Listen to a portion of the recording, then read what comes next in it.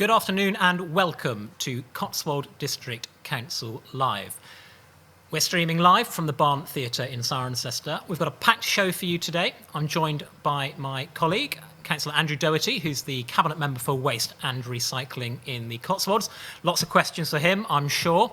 I'm also going to be joined by Daisy Payne, who started the Garden to Garden initiative. She's a vlogger and she'll be showing you how you can do your gardening from the comfort of your very own home here in lockdown. We're also going to be joined by Cliff Thrussell, who helps in the community, in the Cirencester Foodbank, in our community champion section. So we look forward to that. As is customary during these broadcasts, start with big thank yous, first of all to our fantastic NHS staff. Another week in lockdown, and we're all in awe of the sacrifice and all of the work that our NHS frontline staff are putting in. Thank you to everybody. As well as that, we thank our key workers, those who are working in the care sector, going and looking after our residents, many of them old and vulnerable, and of course our council staff, who are doing an absolutely fantastic job trying to ensure that services continue to function and that things like your waste are still collected. So thank you to everybody for everything they're doing. Like last week, we'll be with you for between 45 minutes and an hour, and we've got a packed show. So we're going to start with some pre-submitted questions, as is normal. So the first one we've got is from Chris Smith, and it's to me. Seeing as we're on lockdown, when did traffic wardens become key essential workers? Well, Chris, a really, really good question. I think I want to start by saying, traffic wardens get a bad rap. Nobody likes it when they're ticketed. I certainly don't. And it's fair to say, even as the leader of the council, I have been ticketed myself a fair few times. Nobody likes it. I think the first thing I want to say, though, is they are human beings, and please treat it like that. They're doing their job. It's people like me and Andy and other councillors that run the council and employ the traffic wardens. Please remember that they're just doing their job. In terms of traffic wardens, you might know that the district council are responsible for car parks.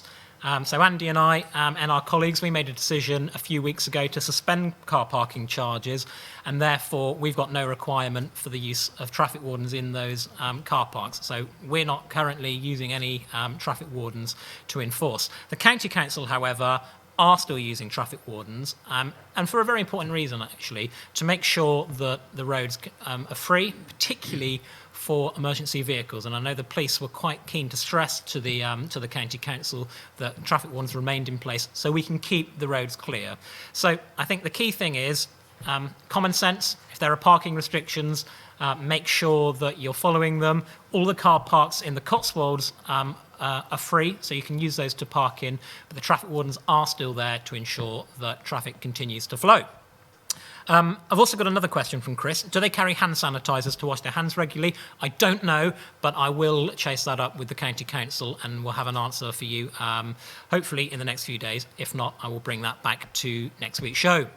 The next one we've got, I'll tell you what, let's hand straight over to Andy Doherty, because I've got a lot of questions about waste and recycling. Andy, do you just want to give us a couple of minutes before we go to some questions, just to tell us about the latest on waste and recycling and where we're at, because obviously under great strain at the minute.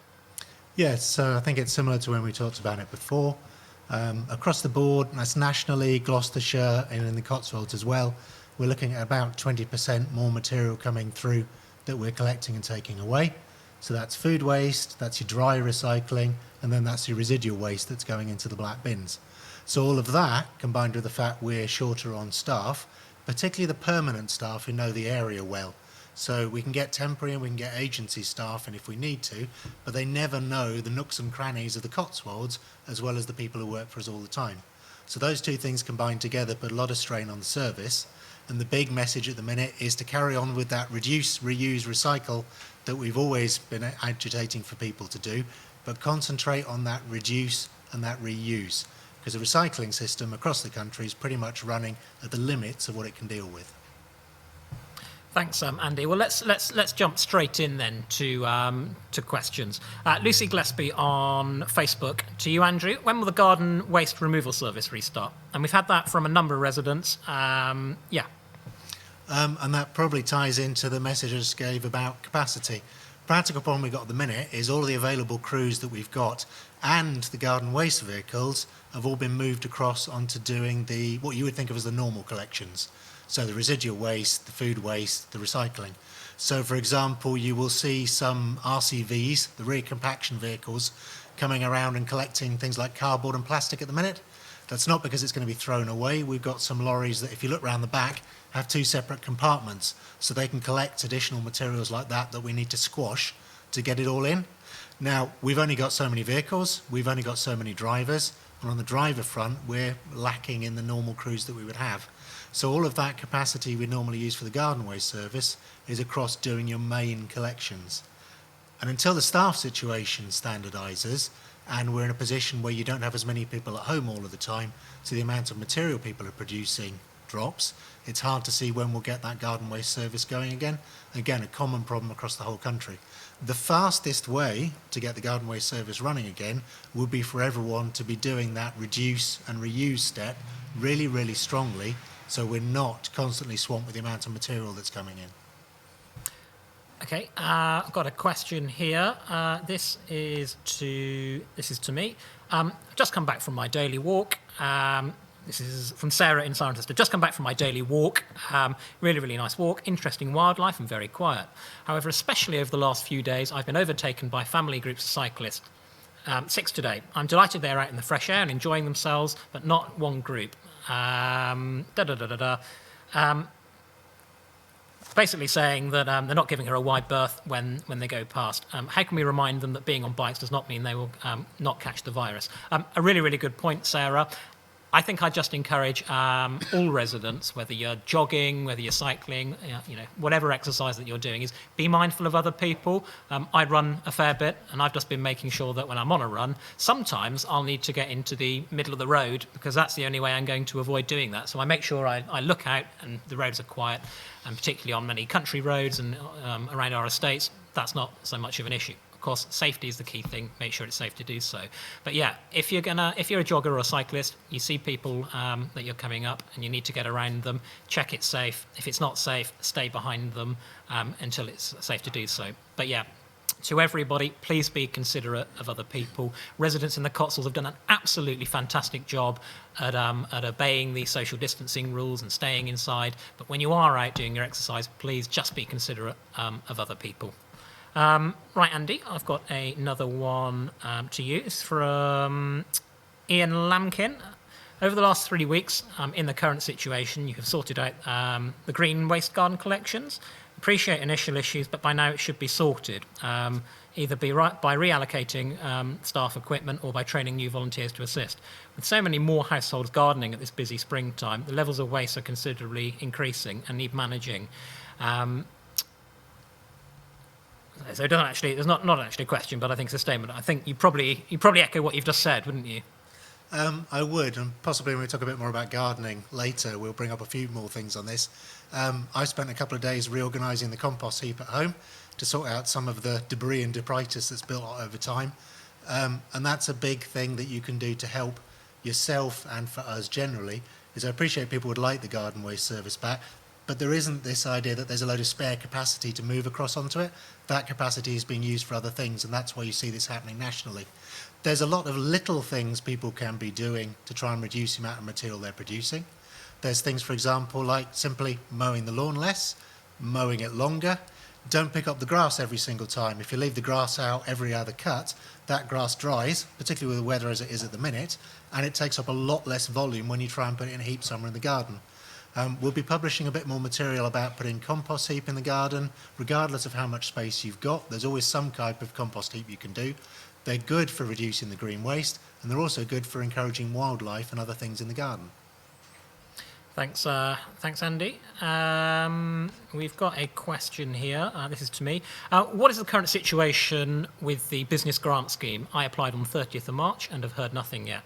According to me, This should be in my account by now. I can't get through on the phone. I was on hold for an hour and 45 minutes before I eventually gave up. Some people seem to have been paid, some people have had emails, and some people have heard nothing, and it seems not to be dependent upon when you submitted the form. Businesses will fail if it's not forthcoming.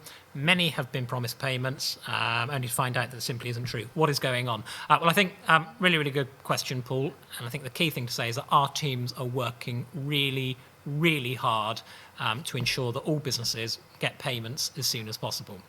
If you were one of the initial people that put in forms, so I think we had 900 in the first tranche up until last Thursday, I think, you should be getting paid this week. So check your account today, and hopefully it'll be in the next few days.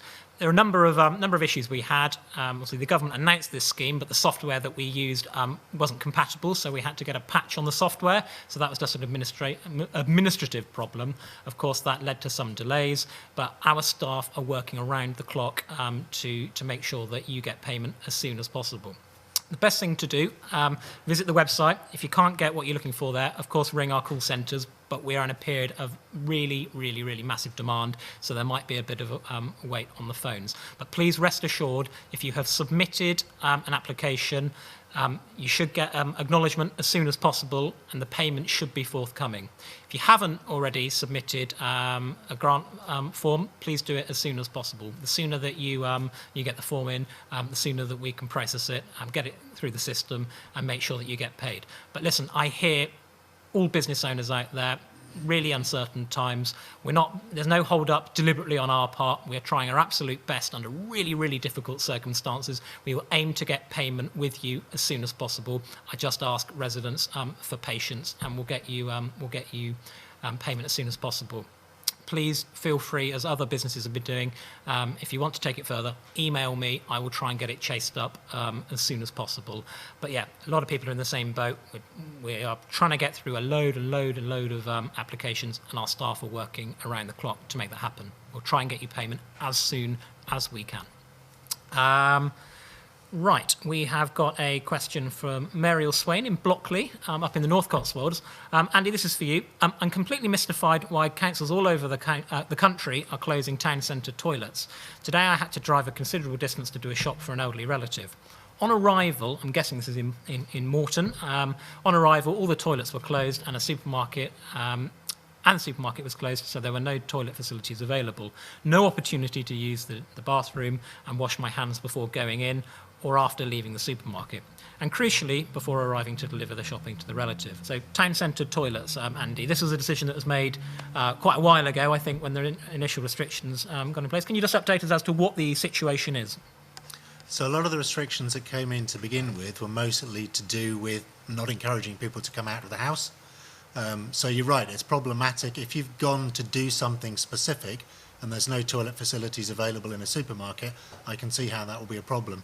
But the overall aim is generally to make sure that we're not giving people an excuse to loiter or mingle or hang around in things like town centres and marketplaces, because that's a key thing we're trying to avoid at the minute.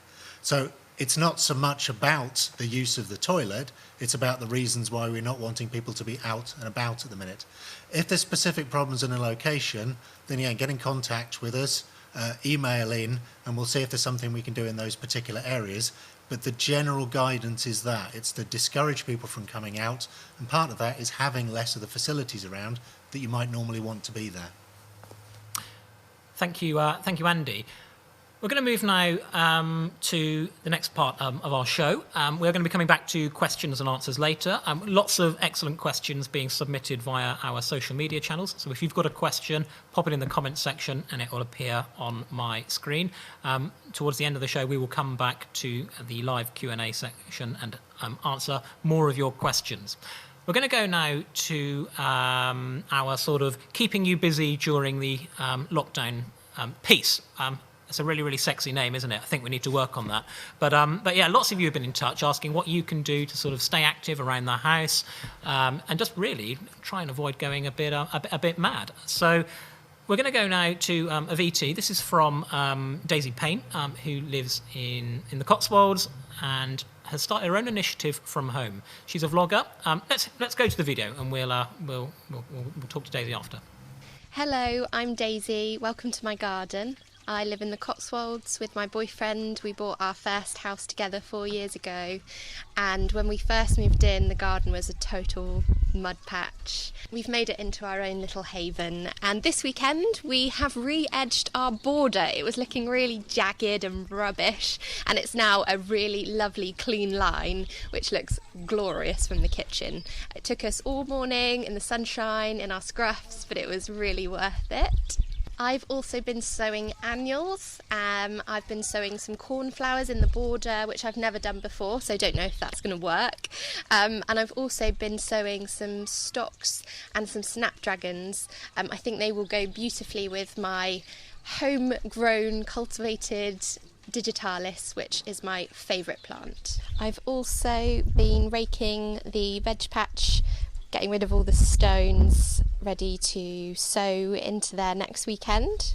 One of my favourite things about being in the garden at the moment is the bird song. I can just hear the birds singing now, and everything just seems a little bit quieter and a little bit calmer. And there's nothing lovelier than sitting on the sun deck at the end of a day with a cold glass of something, just relaxing and listening to it.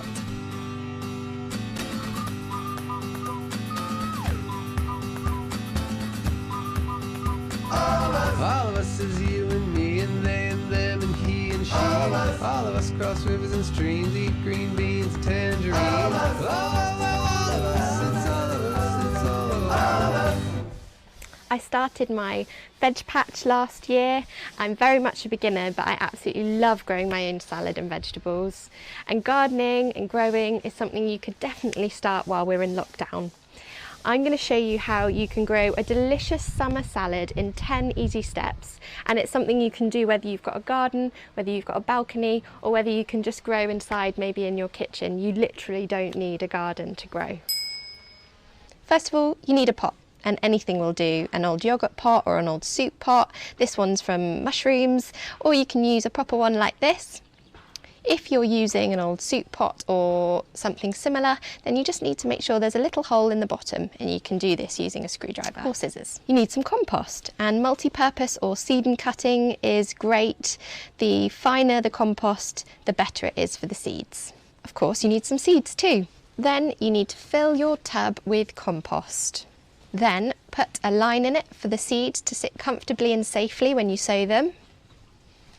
And when you're sowing, often it will say on the back of the packet, sow thinly. And basically, this just means don't load them all in together, just sprinkle them gently and slowly. Then cover over the seeds with your compost, scatter it across, and be careful not to be heavy-handed on that one. Then simply pat down gently with your hand and firm down the compost. This removes the airlocks and makes for just a little bit more likely germination, which essentially means your seeds starting to grow. Then water them in gently and place them in the sun. This might be in your windowsill or on a sunny day in your cold frame. Skip forward a week and here's how they should start to look. So there we are, it really is that easy. I hope you all stay well and stay healthy. Thank you for watching. Jo, back to you.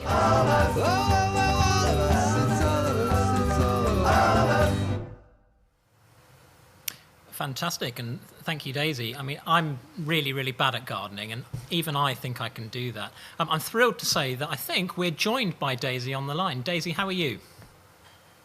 I'm very good, thank you, Jo. Fantastic. Well, thank you for putting that together for us. Really, really, really, really handy. And as I was saying, I think I might have to give it a go. Got no excuse not to at the minute. So, Daisy, how did you sort of get into this? It's a sort of quite an interesting thing to start doing.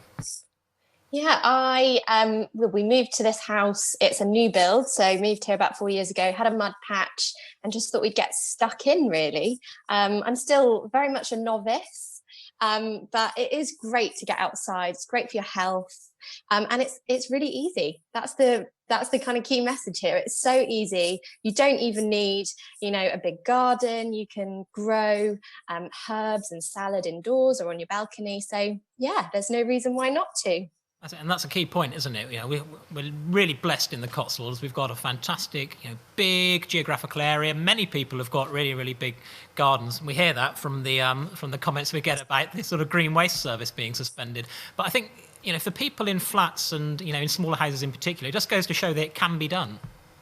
Absolutely. So there's a couple of things that you've touched on already in this live broadcast. One of them is around reusing, and you'll have seen in that video there that I was reusing stuff that I've taken out of the fridge, basically. So old plastic pots, so you can reuse those and grow things like herbs. You could grow little gem lettuce in tiny little pots on a balcony, or even in your kitchen if there's some sunlight.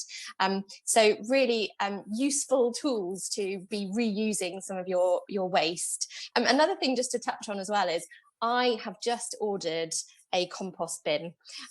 So I have no idea what I'm doing, but obviously saw that there are some issues with the green bins. So it was really easy to do. I just went online, used your discount. Thank you very much. And we've just got a small bin coming. I think it was about 20 quid.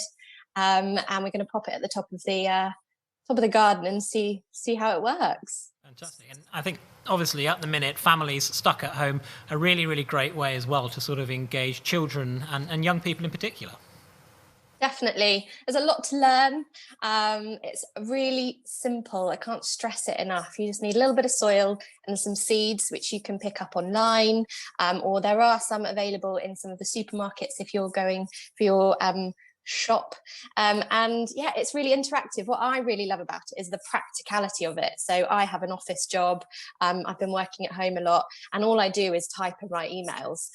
So it's really refreshing to get outside and to kind of get stuck in doing some practical jobs. So yeah, definitely worth trying if you've never done it before.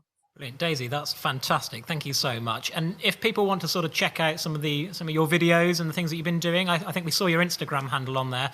You're on YouTube as well, I think? I am. If you search my name, Daisy Payne, or Garden to Garnish, you can find me there. I've got lots of useful, handy, really basic stuff that you can have a look at and maybe start gardening. Well, Daisy, thank you so much for joining us and for putting that little video together. Really, really, really appreciate it. And we look forward to sort of talking to you after this is all over and seeing the fruits of your labour. Really, really exciting stuff. And I hope that residents across the Cotswolds will, use you as inspiration. Daisy, thank you so much. Thanks for having me. So yeah, make sure that you check out everything that Daisy's offering. Some really, really great tips and ideas there. We're going to move now to our Community Champions section. We heard last week from Donna Holland, who's leading the volunteering organisation in Bourton-on-the-Water, and hearing about the fantastic work that they're doing. But of course, there are many organisations that are already established in the Cotswolds who are doing fantastic work to try and help residents. One of those is Cirencester Foodbank, and of course we've got the North Cotswold Foodbank in the north doing a similar job. I spoke to Cllr Thrussell earlier, who sort of told us what they're up to and gave us a bit of a run through of everything that they're doing. Here's when I spoke to Cllr earlier. I'm joined by Cllr Thrussell from the Cirencester Foodbank. Cllr, tell us about, if you can just give us a bit of an overview of what the Foodbank have been doing over the past month or so since the COVID-19 restrictions. Well, Joe, it's fair to say we've tried to perform the task and the service as usual, but in these unusual times, that's quite difficult from an operational standpoint. It's difficult if you know our warehouse. It's an excellent facility at the Baptist Church, but it's very difficult to maintain the social distancing 2 metre ruling. So we've had to change how we do things there, but we've made it work. In terms of the locations where we give out food, again we've had to do things differently in line with social distancing and to keep everyone safe, both volunteers and clients. It's fair to say it's been demanding. It's been demanding because a number of our long-standing, excellent volunteers that have been with Foodbank for many, many years have had to self-isolate themselves. So we've had to enlist some new volunteers, but at the same time, a number of existing volunteers have really stood up to the task and have been, I think, exceptional is a good word to good word to describe those volunteers and everybody associated with Foodbank. So it has been difficult. It's been difficult in terms of getting food, actually, because as you can imagine, we have our supermarket collection points, but people's mind has been very much when you're shopping in those supermarkets at the moment. Initially it was, well, there's no toilet paper, there's no pasta. Let's get it all, and let's make sure we've got some, because we're going to be locked down for so many months. And now it's gone to the point, actually, the shops are, the shelves are full, but people are still very much focused on actually their family needs and friends' needs, and they're shopping for more than one person in a number of cases. And it's sometimes easy to forget the tins of tomatoes and pasta, etc., that you would normally donate to Foodbank. So yeah, it's fair to say we've had a little bit of a shortage of food as well, but we're appealing to everyone to help us out in that area.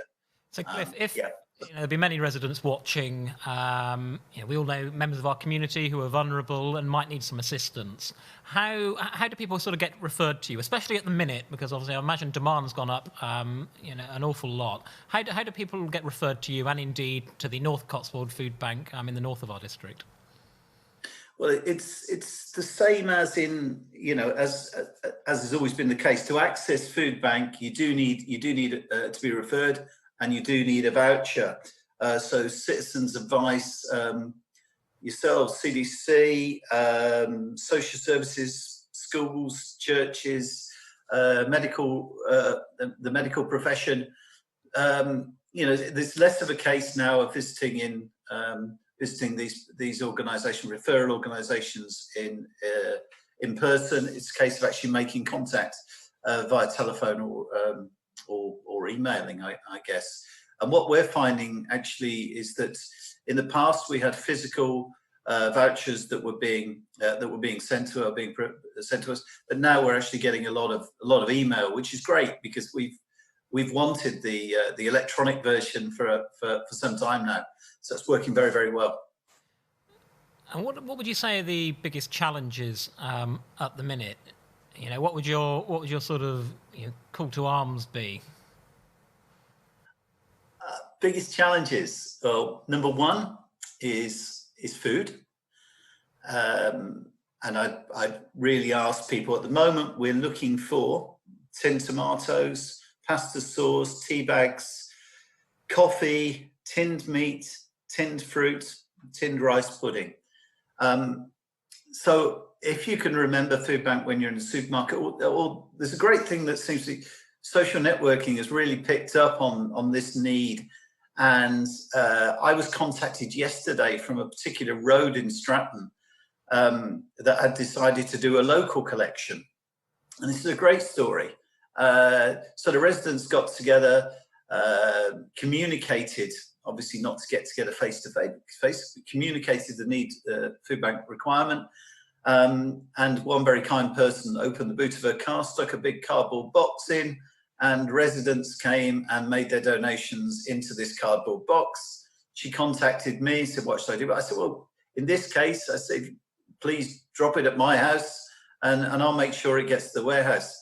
And then I was taking my 1 hour's exercise yesterday with my wife through Stratton, and we saw another box in another street that was a Foodbank volunteer had put out, and people were very, very kindly donating food items and other items for Foodbank. So from a community perspective, Joe, community really is stepping up. And I just say, please, please, please remember us and remember what we're looking for. And any opportunity you have to donate, please do so.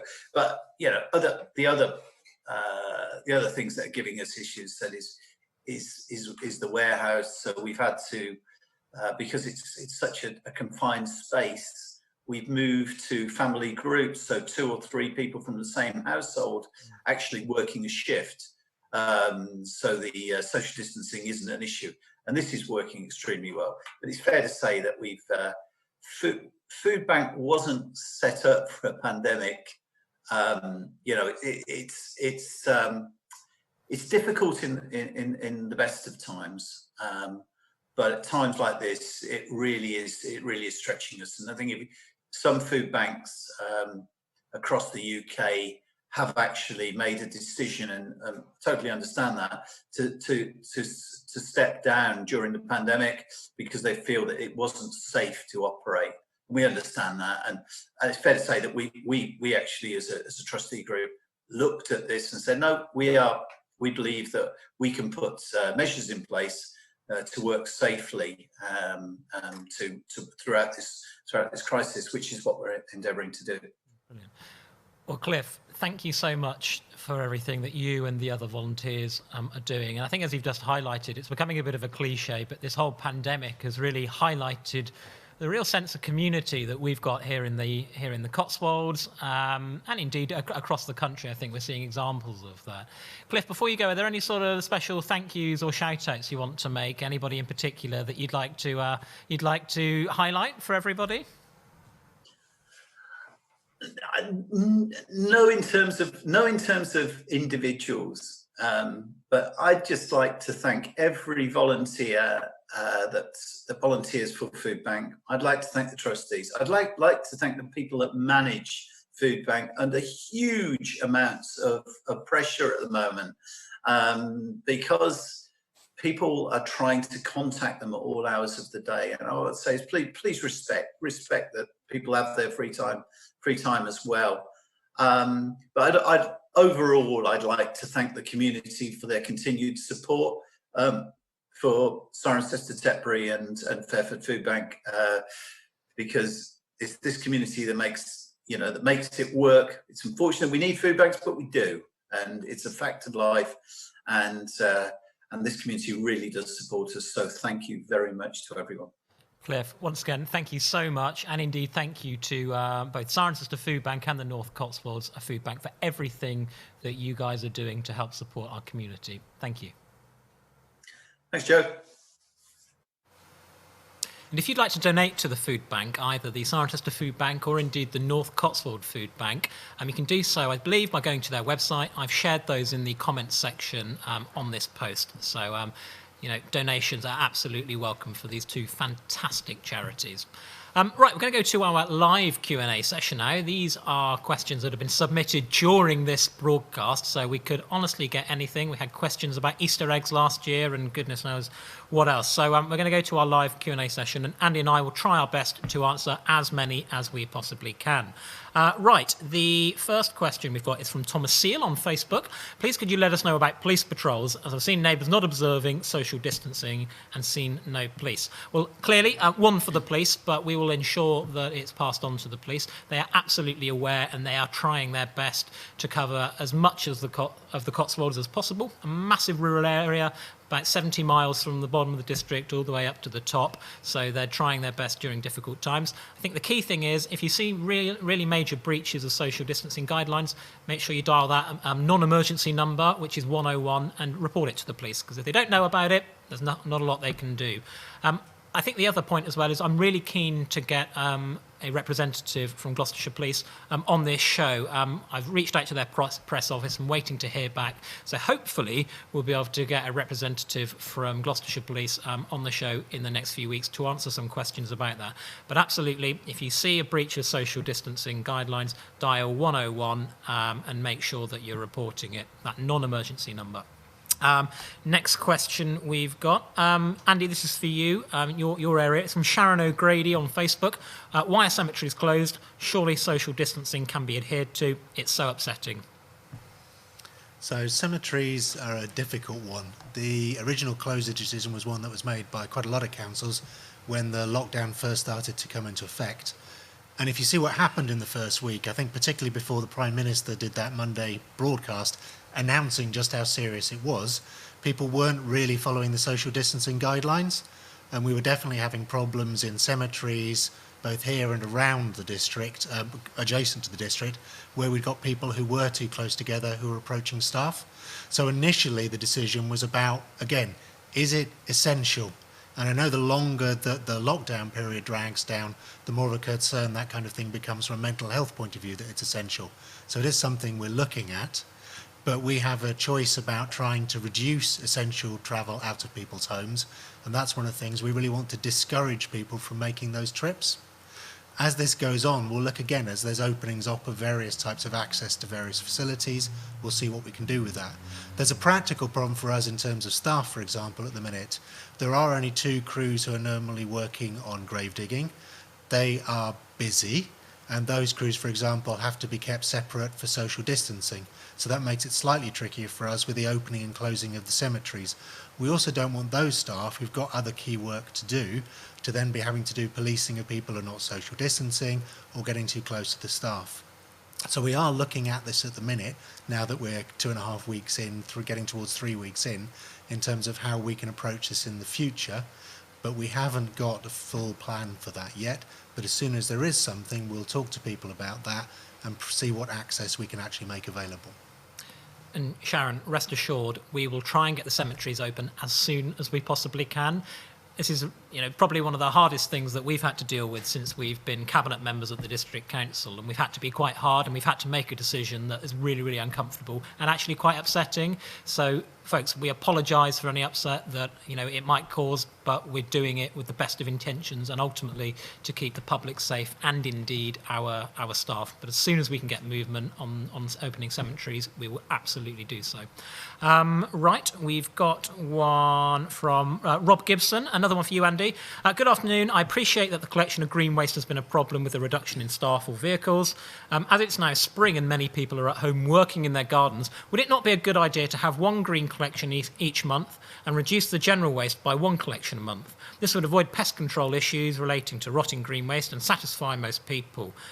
This would show that the council's flexible with the thinking and open to a solution. That's from Rob Gibson. Andy? Practical problem with that, Rob, is that we don't have the capacity on the black service either. If we reduce the collection in terms of residual waste, we'd have overflowing residual waste, and it's already running at capacity. Don't forget, most of these services aren't designed to have your bin 100% full every single collection from every single household. So there isn't the spare capacity on the residual service for that. And on the green waste service, don't forget, if you've got vermin, for example, around things like garden waste, then there's something wrong with the garden waste. There shouldn't be any food in there. There should be none of the kind of material that historically attracts vermin. All of that should be going in your food collections, and your food collections are one of the priority services that we're putting extra resources into so we can always take that material away. Thanks, Andy. I'm going to go straight back to you, I'm afraid. This is from Anna Churn on Facebook, once again. Have the crews that used to collect commercial waste been redeployed for households? All the restaurants are closed, etc., so there should be capacity amongst drivers, surely. Don't forget, we don't do commercial waste. So in terms of what the District Council is responsible for, our statutory obligation is for collecting household waste. We don't currently have a non-household waste collection service, though it is something we're looking at because it makes a lot of sense in a rural area when we're so often travelling to smaller locations. So the crews and the vehicles you're thinking of to redeploy don't actually exist at the minute, and those crews and vehicles are with other organisations, and you've got lots of practical problems about transferring them across and making them use of them on a service like a residential one, which is designed very differently, works in a very different way, and we're now running into the limits of what it can take. There is only so much material that can go to somewhere like the energy from waste plant at Javelin Park.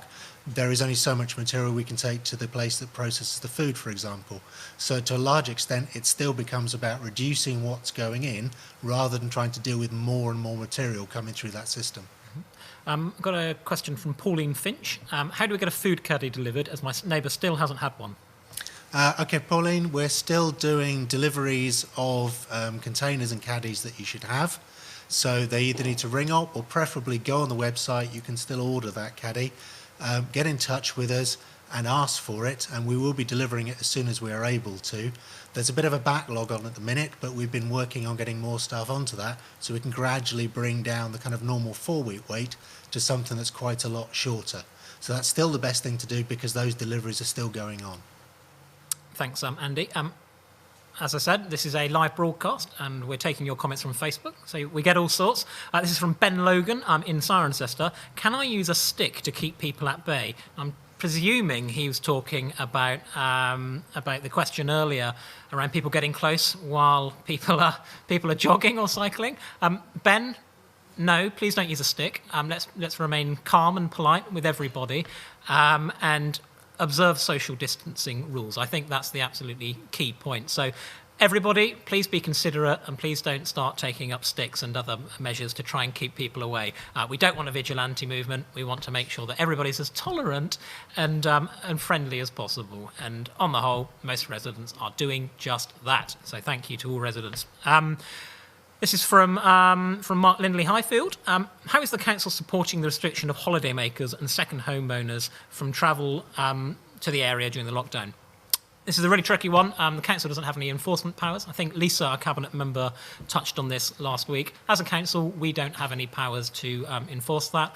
All we can do is really encourage people not to travel to our area. And you've seen some really good examples that parish councils have started doing.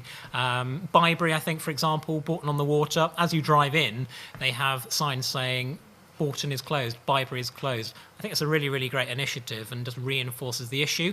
I think on the whole, of course there are exceptions, but on the whole, tourists and holidaymakers and second homeowners have stayed away. But yeah, it's an issue right across the country. It's an issue here in the Cotswolds, up in the Lake District, all having issues with second homeowners coming to the area.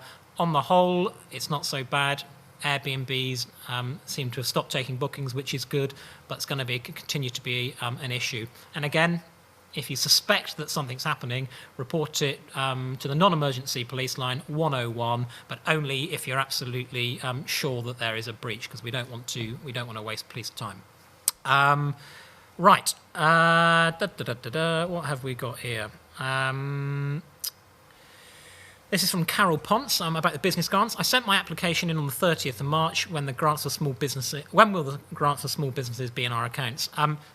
Carol, as soon as possible. I know that's probably not what you want to hear if it hasn't been transferred into your account yet, and I absolutely get that businesses need certainty, but you put it in over a week ago. It should be coming either today, tomorrow, certainly this week. So I'll tell you what, Carol, pop me an email, joe.harris@cotswold.gov.uk, and I will take a look into your case for you and try and get you some clarity on that. But as I said, if you got the application in before last week, it should, or indeed last week up until Wednesday, Thursday, should get payment this week as soon as possible. This is from Melanie Butler. Do you know the figures of people infected in Cirencester? No, I don't, Melanie. But we know that the southwest has a much lower rate than the rest of the country, which is really, really good news. We get figures for Gloucestershire. I can share those with you, and I will do that after this session. But in terms of Cirencester specifically, I don't know. So we will aim to get you some. Phil Coe, well done to the Barn Theatre for helping to organise this. I hope we continue with these town halls in the future when the crisis is over. Absolutely. And again, a massive shout out to all of the team here at the Barn Theatre for making this possible. And I think the guys here would like to do it after. What do you think, guys? Do you want to continue these town hall events after the COVID-19 crisis is over? Yeah, absolutely. Excellent. Yeah. There we go. They're saying yes in case you can't hear. Right. This is from Jonathan Rook in Cirencester. I'm watching while having a late lunch, and it's got me thinking. Is a hot dog technically a sandwich? Jonathan, I don't know. I'll leave that to others. Maybe other residents can help you on that one. I don't know, and the District Council doesn't have any official advice on whether a hot dog is indeed a sandwich. So sorry for that. This is the thing when you go live. You know, you're open to anything. Right, this is from Lloyd Nail in Cirencester. I know Lloyd. Lloyd, thanks for watching. So we're told to cut back on waste, which I'm sure is sensible. But surely it's common sense that household waste will go up with everybody at home. People that would normally be at work using public bins, etc., or bins at work, they're not using those. They may also have been leaving or deposed their rubbish in their places of work. So there's very little or no commercial waste being produced, but there is a lot more residual waste at home being produced. Yeah, it's a good point, Andy. What would you say to that? It's not easy, but neither is it impossible. I mean, I've spent a couple of days getting away from email and social media over the Easter weekend, and I've spent some time working on the compost heap at home and sorting all of those out and getting them in better shape so that I'm able to deal much more easily with what we're producing in our garden. We've done things, for example, like we've started to split apart things like peelings and apple cores and those kinds of things, and that's all going in the compost heap at home now, so we're reducing what's going through to the food waste service. We're more careful about what we use in terms of things like packaging. These days, with my diminishing locks, for example, I find that the dry shampoos work brilliantly, and that saves loads and loads and loads of bottles over time. And everyone in our household, for example, has started doing that. So we're in a situation where we never fill all of our containers on the 2-week cycle. And for example, our black residual waste bin with 4 people in the house is normally only ever half full. So it's not impossible, but it does require a change. It is tricky for some people. We do pay particular attention to people, for example, who are producing things like larger amounts of medical waste, and there's particular facilities in place for that. But there's been a drive for years now about the whole reduce, reuse, recycle, and at a point when capacity is constrained, now is a good time to be putting some more work into that. It is possible to do. It's not easy, but it's worthwhile. You're helping with the current COVID-19 situation, and you are helping to save the planet in the long term. Those are both good things to be doing. Thanks, Andy. This is from Smith Chris on Facebook. I'm guessing that's Chris Smith, but the name's backwards. So apologies, Smith, or indeed Chris, if that's your first name. Do you think it's acceptable that workers/care workers are getting parking tickets due to the fact that there are many cars parked in the streets? I know of 2 that have received tickets, even though they have carer on call signs in their windscreens. They don't have time to go to the car parks as they were full, visiting people, because they're visiting people's homes. Are you just going to blame the county council? No, I'm not going to blame the county council, but what I will do, get in contact with me. I think it's totally unacceptable if carers are getting parking tickets. Email me, joe.harris@cotswold.gov.uk, and I will look into that and raise it with the county council directly, because I think you're absolutely right. It leaves a bad taste in the mouth if our carers are getting parking tickets when they're caring for the most vulnerable in society. So I will personally take that up with the county council, and we'll see what we can do on that. Right, what have we got? Let's see what else we've got. When will the museum be opening up in Cirencester? Andy, I'll pass that to you, because I don't think there are any plans. I've inherited that one in my portfolio as well. No, there aren't any plans. Comes back into the same as lots of other things.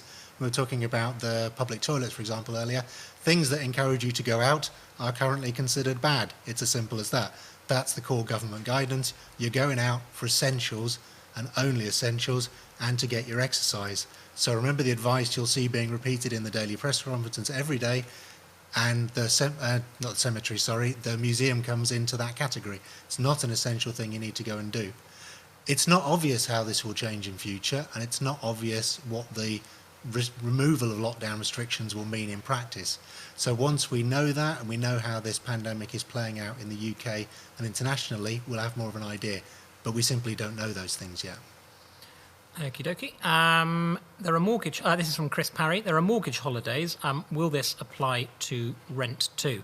I'm not sure off the top of my head. We had Councillor Lisa Spivey, who's our cabinet member for housing. I will get her to follow that up. I know some housing associations are working with their tenants to try and come up with a solution. In terms of private rent, we know that residents can't be evicted. I think it's 3 months in the legislation, so you should be okay. If you're struggling to pay your rent, you won't be evicted during the lockdown period. One we'll look into for you, Chris, and we'll aim to get you an answer back as soon as possible. Some really good messages coming through as well about some of the work that communities are doing to help collect for the food bank. Bowling Green Lane residents in Cirencester, I think, did a street collection. Fantastic other examples as well. Fantastic, and to see the food banker watching and commenting along. So thank you for watching, guys. Thank you for coming on. Really, really fantastic work. Melanie Butler, why are schools doing different things for free school meals? Wouldn't it be more help for the families to be given vouchers so they only have to go out for food in one journey? Melanie, a really, really interesting question. I don't know. Again, it's one of the things that the County Council are working on. We're working in partnership with the County Council, so I'll aim to get an answer to you post this session. Can pressure be put on the local MP? I've put some questions in and haven't had any answers, just in a generic out-of-office reply. Well, the good news is that Geoffrey Clifton Brown runs his very own show, similar to this, on Fridays at 3:30, I think it is, guys. I'm looking, 3:30 on Friday. So please, if you've got a question of Geoffrey, please put it to him at these sessions on Friday, and I'm sure he'll aim to get back to your email as soon as possible. This is from Mandy Lafford. Joe, please let everyone know that Citizens Advice is still here for the community. The free phone number is on their Facebook page. And that's a really, really key point. Citizens Advice, again, an organisation that the District Council helps fund and are really, really grateful to, because they really help us in the work that we do. Offer all sorts of advice, filling out forms for benefits, for disability payments, you name it, the Citizens Advice Bureau will help you with it. So we're really lucky. So yeah, Cotswold and Stroud Citizens Advice Bureau, big shout out to them. And actually an invitation, Mandy, if you're still watching, we'd love to have you on. Come and bring the team on to the show. We can do it via video link. That would be absolutely fantastic. We'd love to have you on the show. Right. Can you tell me how many people in the Cotswolds have died due to COVID-19? I can't off the top of my head, but again, those Gloucestershire statistics will contain that sort of information, so we'll try and get you that. What else got? A bit more about museums and shops. Anyway, we refer to Andy's previous answer. Question again from Tina about Chesterton Cemetery. Again, you answered that.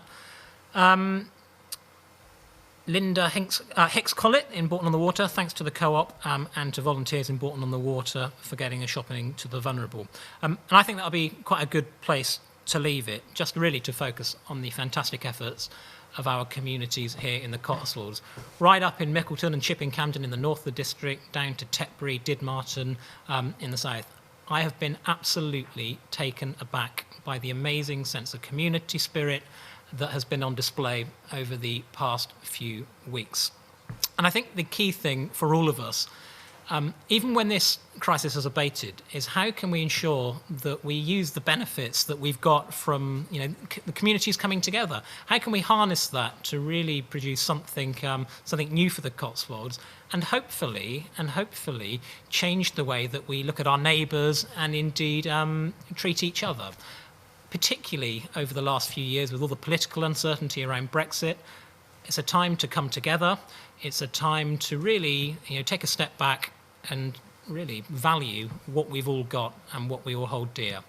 So folks, thank you so much for tuning in. We'll be back again next Tuesday from 3:30. As I mentioned, Geoffrey Clifton Brown has his show on Friday afternoon, his Q&A session. Get along to that to ask him any questions, and also check out the fantastic array of entertainment that the Barn Theatre are offering by visiting the Barn Theatre's Facebook page. Folks, thank you so much. We'll be joining you again next Thursday from 3:30. Look forward to seeing you there. Thank you.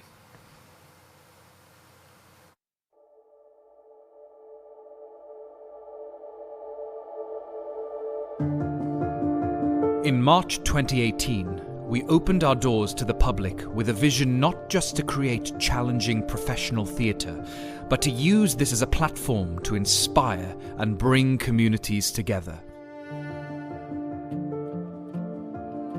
Theatre and culture build identity. With theatre and culture in our local life, the community landscape is more vibrant. Local life is enriched.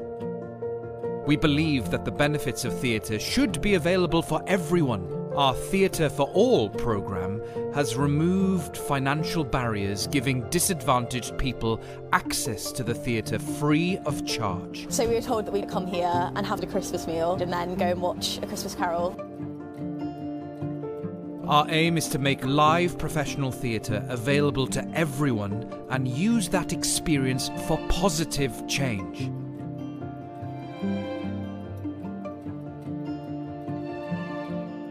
Theatre can be transformational in young lives.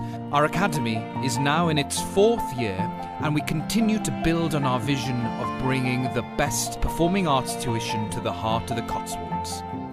We work hard to make our academy as inclusive and as accessible as possible. Discounts apply for parents with more than one child. Our bursaries help support talented children from less affluent backgrounds. The Academy creates a fun and challenging environment where children can build friendships and develop key skills not just for theatre, but for life. We are also able to provide real opportunities for students who wish to pursue careers in the arts. My name is Harry Apps. I am currently playing Marius in Les Miserables in the West End. Barn outreach and learning programs engage with thousands of people.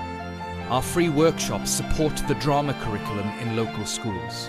Singing and musical theatre workshops in community groups and care homes have helped address issues of isolation. Our Song for Cirencester project in aid of mental health charities brought our community together in an unprecedented way. We've collaborated with many charities in the region, including the Churn project, to support individuals dealing with the barriers to finding work. Since working with you, my life's changed. It's given me some purpose, given me an interest, some confidence I was lacking prior to all this. The Barn Theatre played a pivotal role in the town's 2018 World War I centenary celebrations. Who could forget our record-breaking Human Poppy? Our live streaming work on the annual Advent Festival helped thousands engage and take part in Cirencester's Christmas festivities.